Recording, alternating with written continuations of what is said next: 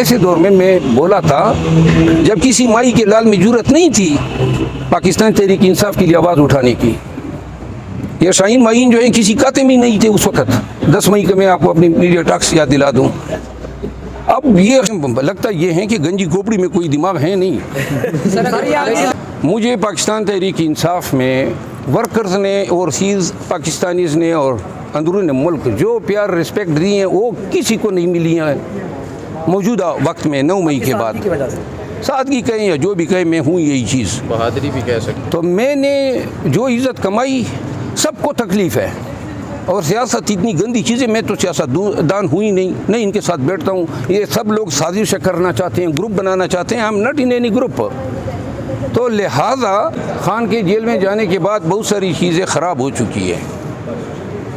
اور یہ ان کا, میں نے کب کہا تھا اپنے ٹویٹ میں یا کہیں پر کہ یہ پی ٹی آئی کا بیانیہ ہے, وہ میری ذاتی رائے تھی. تو میری ذاتی رائے جو ہیں بطور وکیل میں ہر چیز پہ دوں گا, کوئی مجھے روک تو سکتا ہی نہیں ہے, نہ کسی کا کام ہے. اگر وہ میرے خلاف ذاتی کوئی بات کرتا ہے تو میرا کسی سے میں نے اجازت لینی ہے. پھر جو ان کا بیانیہ تھا اس میں جو ہیں انہوں نے زیادتی کی.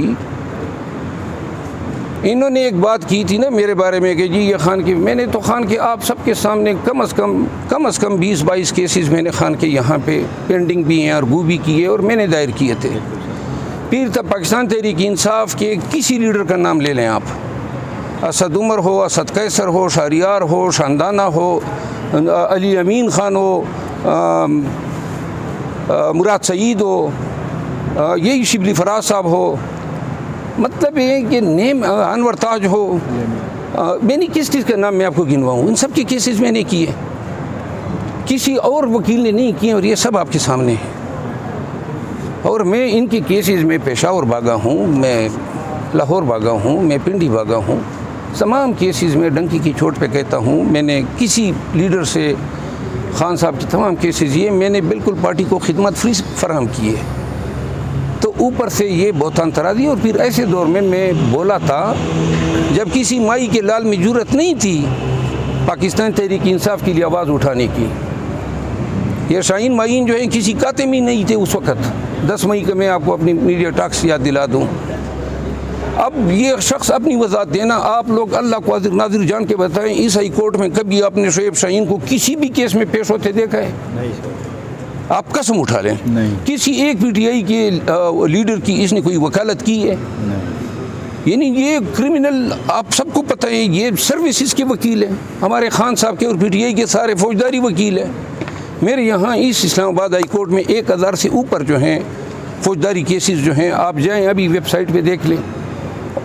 اور انہوں نے زندگی میں کبھی کرمنل ٹرائل نہیں کیے ہیں. تو لہذا کرمنل ٹرائل میں یہ اس طرح ہوا جیسے میں ٹیکسیز کے معاملات میں بیٹھ جاؤں کہ جی میں اس میں رہ دیتا ہوں. تو لہٰذا وہ جو اس نے بیان دیا, مجھے بہت ساری چیزیں ہیں, لیکن یہ آج میں خان صاحب کے پاس جا رہا ہوں, ان کو بتاؤں گا.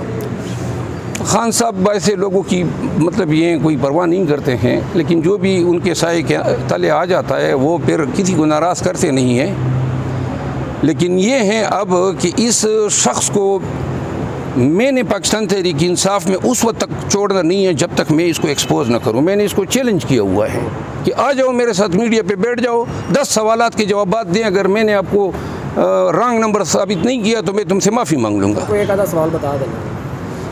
وہ سوال ایویڈنس ہیں, اس کو کنفرنٹ کراؤں گا. یہ نہ کہ آؤٹ آف کورس پیپر آ گئے. ایک سوال میں آپ کو بتا دیتا ہوں. میڈیا پہ جا کے وہ کہتا ہے کہ قاسم سوری کی جو رولنگ تھی سپریم کورٹ کی منوان, وہ بڑی کانسٹیٹیوشنل تھی, لیگل تھی, درست تھی. ہمارا سائفر پہ سارا بیانی ہے وہی ہے. سائفر پہ ہمارا بیانی نہیں ہے یہی ہے کہ یہ بیرون ملک مداخلت تھی, اور جو قاسم سوری کی رولنگ تھی پھر رات کے 12 بجے عدالت کے کھولنے کے عمل کو یہ جسٹیفائی کر رہا ہے. یہ پی ٹی آئی کا بیانیہ ہو سکتا ہے, اسپوکس پرسن بیٹھا ہوا ہے. دیکھیں لگتا یہ ہے کہ گنجی کھوپڑی میں کوئی دماغ ہے نہیں.